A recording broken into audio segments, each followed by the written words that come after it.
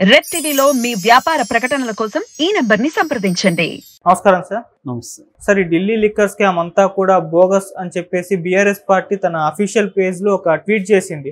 అందుగల కారణాలు కూడా తను వెల్లడించడం చూస్తున్నాం.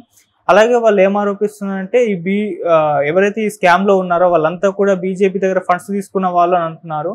అసలు ఈ స్కామ్ అంతా కూడా బోగస్ అని చెప్పడానికి బీఆర్ఎస్ దగ్గర ఎటువంటి ఆధారాలు ఉన్నాయి సార్? నిజానికి ఇది బీఆర్ఎస్ ట్వీట్ చేశారు. బట్ బీఆర్ఎస్ ట్వీట్ అనేది వీళ్ళు వాలంటరీగా కనిపెట్టిన విషయం కాదు.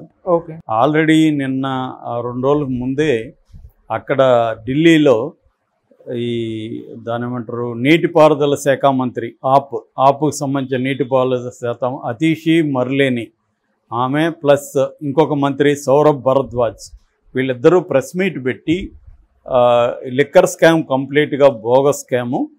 ఎందుకు చెప్తున్నామంటే దీంట్లో ఇప్పటి వరకు ప్రొసీడ్స్ ఆఫ్ క్రైమ్ అంటారు. అంటే క్రైమ్ జరిగినప్పుడు ఆ క్రైమ్లో పొందిన లాభాలు ప్రొసీడ్స్ ఆఫ్ క్రైమ్ అంటారు.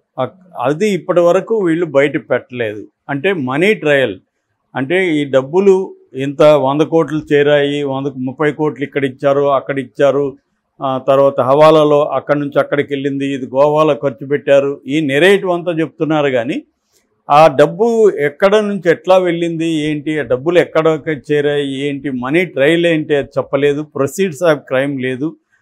ఓన్లీ అప్రూవర్ల స్టేట్మెంట్ల బేస్ చేసుకొని చెప్తున్నారు అన్నది ఒక పాయింట్. రెండో పాయింట్, ఈ కేసులో ప్రధాన ముద్దాయిల్లో ఒకరుగా ఉన్న అరబిందో ఫార్మా ప్రమోటరు డైరెక్టరు అయిన శరత్ చంద్రారెడ్డి, ఆయన పివి రాంప్రసాద్ రెడ్డి కొడుకు. పివి రాంప్రసాద్ రెడ్డి అరబిందో ఫార్మా వ్యవస్థాపకుడు.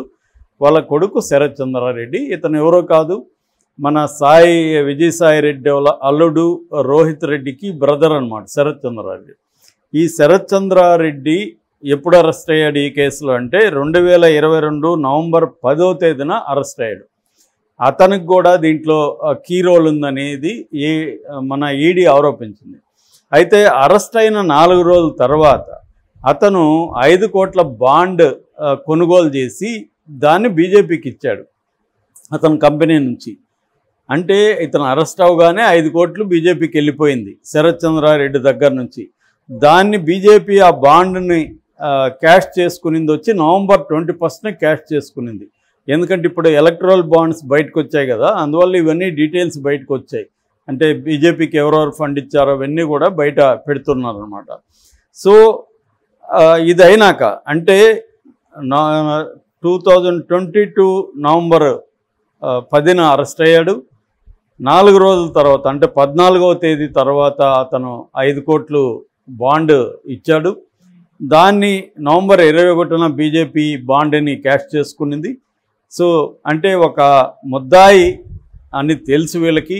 ఆ ముద్దాయి దగ్గర నిస్సిగ్గుగా 5 కోట్లు తీసుకున్నారు వీళ్ళు అనేది ఆరోపిస్తున్నారు. ఇదేంటంటే వీళ్ళ ఆరోపణ కాదు, అక్కడ డేటా ఉంది, ఎవరైనా చూసుకోవచ్చు. ఈ ఎలక్షన్ కమిషన్ వెబ్సైట్లోకి వెళ్ళి ఈ శరత్ చంద్రారెడ్డి ఎప్పుడు ఇచ్చాడు ఎంత ఇచ్చాడు అన్నీ కూడా డీటెయిల్స్ ఉన్నాయి.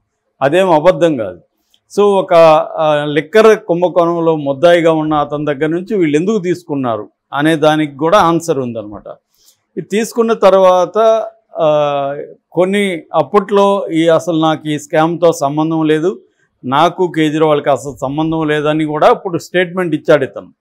దాని తర్వాత కొన్ని నెలల పాటు అతను జైల్లో ఉన్నాడు. జైల్లో ఉన్న తర్వాత మే 23న బెయిల్కి అప్లై చేశాడు ఇతను.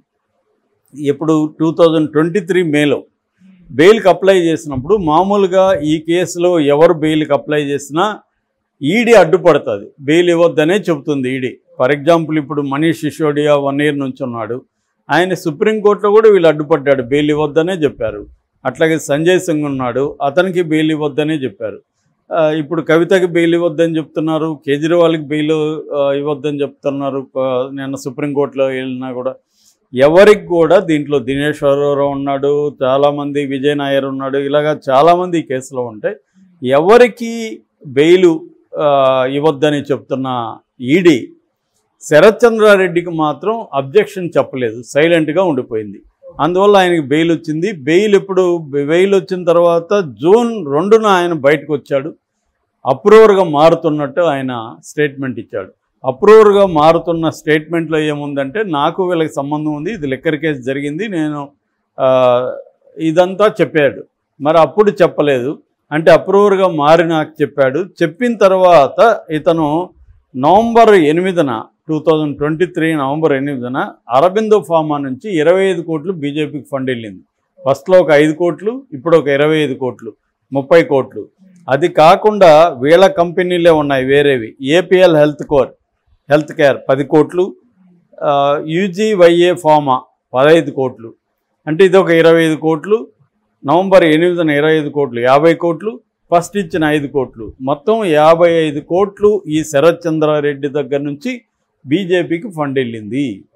అంటే క్లియర్గా ఇతను అరెస్ట్ అవ్వడం, ఫండ్ ఇవ్వడం, ఇతను బెయిల్ని అబ్జెక్ట్ చేయకపోవడం, బెయిల్ మీద బయటికి రావడం, ఇతను అప్రూవర్గా మారుతున్నానని హైకోర్టులో పిటిషన్ వేయడం, హైకోర్టు ఆమోదించడం, దాని తర్వాత 50 కోట్లు ఫండ్ వెళ్ళింది.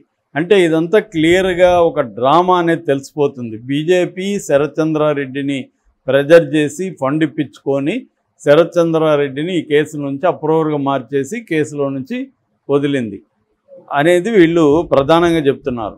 ఇక రెండవది మాగుంట శ్రీనివాసరెడ్డి కేసులో ఉన్నాడు. మాగుంట శ్రీనివాసరెడ్డి కొడుకు మాగుంట రాఘవరెడ్డి ఉన్నాడు.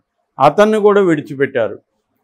అతను ఇప్పుడు టీడీపీలో చేరి ఒంగోలు ఎంపీ క్యాండిడేట్గా నిలబడి ఉన్నాడు. రేపొద్దున అతని తరపున మోడీ కూడా ప్రచారం చేసే అవకాశం ఉంది, అతనికి ఓట్లేయండి అని. అంటే ఈ కేసులో ఇన్వాల్వ్ అయిన శరత్ చంద్రారెడ్డినేమో అప్రూవర్గా మార్చి అతని దగ్గర నుంచి 50 కోట్లు ఫండ్ తీసుకున్నారు. ఇంకొక ప్రధాన ముద్ద అయిన మాగుంట రాఘవరెడ్డి కూటమి తరపున పోటీ చేస్తున్నాడు. సో క్లియర్గా అర్థమయ్యేది ఏమంటే, తమకు అనుకూలంగా ఉన్న వాళ్ళని ఈ కేసులో ఉన్నప్పటికీ వాళ్ళని సేఫ్ గార్డ్ చేస్తున్నారు, ప్రతికూలంగా ఉన్న వాళ్ళని మాత్రమే టార్గెట్ చేస్తున్నారు. కాబట్టి అసలు కేసే ఇది బోగస్ అనేది ఆప్ మినిస్టర్లు ఇద్దరు అతిషి మర్లేని కానీ తర్వాత సౌరభ్ భరద్వాజ్ కానీ ఆరోపించారు. అదే దాంట్లో వాళ్ళు ఫండ్స్ ఎప్పుడెప్పుడు ఇచ్చారు దాని డేటాను కూడా వాళ్ళు మీడియాలో ఇచ్చారు, మీడియాకు అందజేశారు. అంటే ఆల్రెడీ ఎలక్ట్రల్ బాండ్స్ మొత్తం లిస్ట్ అంతా కూడా ఈసీ తన సైట్లో పెట్టింది. కాబట్టి వీళ్ళ ఆరోపణలకి బేస్ అయితే ఉంది, ఫండ్ అయితే తీసుకున్నారు. మరి దీంట్లో ముద్దాయిగా ఉన్న అతని దగ్గర ఎందుకు ఫండ్ తీసుకున్నారు అనే దానికి ఇప్పుడు ప్రశ్నిస్తున్నారు. నడ్డాని అరెస్ట్ చేయాలని కూడా అంటున్నారు. ఎందుకంటే వీళ్ళు చెప్తున్నది కూడా ఏంది, వీళ్ళది కూడా క్విడ్ ప్రో కోనే కదా వీళ్ళు చెప్పింది కూడా. ఈడీ చెప్తున్నది ఏంది, ఈ అక్కడ లిక్కర్ పాలసీ వీళ్ళకి అనుకూలంగా పెట్టి 12% వరకు వీళ్ళ ప్రాఫిట్ మార్జిన్ పెంచారు. సో దానివల్ల వీళ్ళు ఒక 100 కోట్లు కేజ్రీవాల్కి అంటే ఆప్ పార్టీకి ఫండ్ ఇచ్చారు అనేది ఈడీ చెప్తుంది, క్విడ్ ప్రోకో అని. సో ఈ పార్టీ ఫండ్ని తీసుకొని వెళ్ళి వాళ్ళు ఎలక్షన్లు ఖర్చు పెట్టుకున్నారని చెప్తుంది. మరి అదేవిధంగా ఈ శరత్ చంద్రారెడ్డి దగ్గర మీరు డబ్బులు తీసుకొని అతన్ని వదిలేశారు. సో మీరు కూడా క్విడ్ ప్రోకోకు పాల్పడినట్టే కదా. 55 కోట్లు అతని దగ్గర ఎందుకు తీసుకున్నారు, దీని మీద కేసు పెట్టాల్సిన అవసరం లేదా అనేది కూడా ఇప్పుడు అడుగుతుంది. ఇదే విషయాన్ని బీఆర్ఎస్ కూడా ట్వీట్ చేసింది. అయితే ఇక్కడ బీఆర్ఎస్కి సంబంధించి నాకున్న డౌట్స్ ఏంటంటే, బీఆర్ఎస్ ఇప్పటి వరకు ఆపు ఇలాగ పెట్టే వరకు కూడా అరెస్ట్ అయ్యి 15న అరెస్ట్ అయింది. ఇప్పటి వరకు కూడా బీఆర్ఎస్ ఎందుకు దీన్ని బలంగా ఖండించట్లేదు, ఎందుకు కేసీఆర్ గట్టిగా మాట్లాడట్లేదు అన్న ఒక ప్రశ్న అందరినీ తొలుస్తుంది. దీనికి పాజిబుల్ ఆన్సర్ ఏంటంటే, బీఆర్ఎస్ మోడీతో ఢీకొనడానికి రెడీగా లేదు. ఎందుకు రెడీగా లేదంటే, బీఆర్ఎస్ ఫ్యామిలీ మీద అనేక కేసులు చుట్టుముడుతూ ఉన్నాయి. నేను మార్నింగ్ దాని మీద సపరేట్ వీడియో కూడా చేశాను. సో ఇటు కవిత కుటుంబం మీద, కేసీఆర్ మీద ఆల్రెడీ మెల్లమెల్లగా కమ్ముకుంటూ వస్తున్నాయి కేసులు. మెల్లమెల్లగా కేటీఆర్ కూడా ఇరుక్కునే అవకాశం ఉంది, హరీష్ రావు కూడా ఇరుక్కునే అవకాశం ఉంది. అంటే కవిత హస్బెండ్, కవిత ఫ్యామిలీ, ఇటు కేసీఆర్ అన్న కొడుకుని ఆల్రెడీ అరెస్ట్ చేశారు, సంతోష్ కుమార్ మీద ఆల్రెడీ కేసులు పెట్టారు. ఇంక పెట్టాల్సింది కేసీఆర్ మీద డైరెక్ట్గా కేసు పెట్టలేదు, కేటీఆర్ మీద హరీష్ రావు మీద పెట్టలేదు, అది కూడా త్వరలో పెట్టే అవకాశం ఉంది. అందుకని కేసీఆర్ ఏం చేస్తున్నా అంటే ఈ కేసులన్నీ ఆయనకు అర్థమవుతుంది. నెక్స్ట్ కోర్స్ ఆఫ్ యాక్షన్ మనల్ని జైల్లో పెడతారు ఖచ్చితంగా, బెయిల్ రావు, ఈడీ ఎంటర్ అవుతుంది, సిబిఐ ఎంటర్ అవుతుంది. అందుకని ముందే మనం కూడా సరెండర్ అయిపోతే, చంద్రబాబు లాగా జగన్ లాగా మనం కూడా సరెండర్ అయిపోతే ఇవన్నీ తప్పించుకోవచ్చు అని కేసీఆర్ రాయబారాలు నడుపుతున్నట్టుగా ఒక పాజిబుల్ ఆన్సర్. లేకపోతే కేసీఆర్ ఎందుకు గట్టిగా పోరాడట్లేదు సొంత కూతురు అరెస్ట్ అయితే అంటే కారణం ఏంటంటే, ఢీకొంటే మనపై ఇప్పుడు పొట్టేలు వెళ్ళి కొండను ఢీకొంటే పొట్టేలకి నష్టమా కొండకి నష్టమా? పొట్టేలకే నష్టం. సో మోడీ కొండ వీళ్ళు సీఎంలందరూ పొట్టేళ్ళు పోయి మనం ఢీకొంటే ఏమైంది? ఆల్రెడీ హేమంత్ సోరెన్ లోపల ఉన్నాడు, కేజ్రీవాల్ లోపల ఉన్నాడు, ఎవరు ఢీకొనా లోపల ఉంటారు. కాబట్టి మనం ఢీకొనద్దు అన్న విషయాన్ని ఈయన అర్థం చేసుకొని ట్రై చేస్తున్నాడు అనేది చెప్తున్నారు చాలామంది. ఓకే, అది పాజిబుల్ ఆన్సర్గా మనకు అనిపిస్తుంది.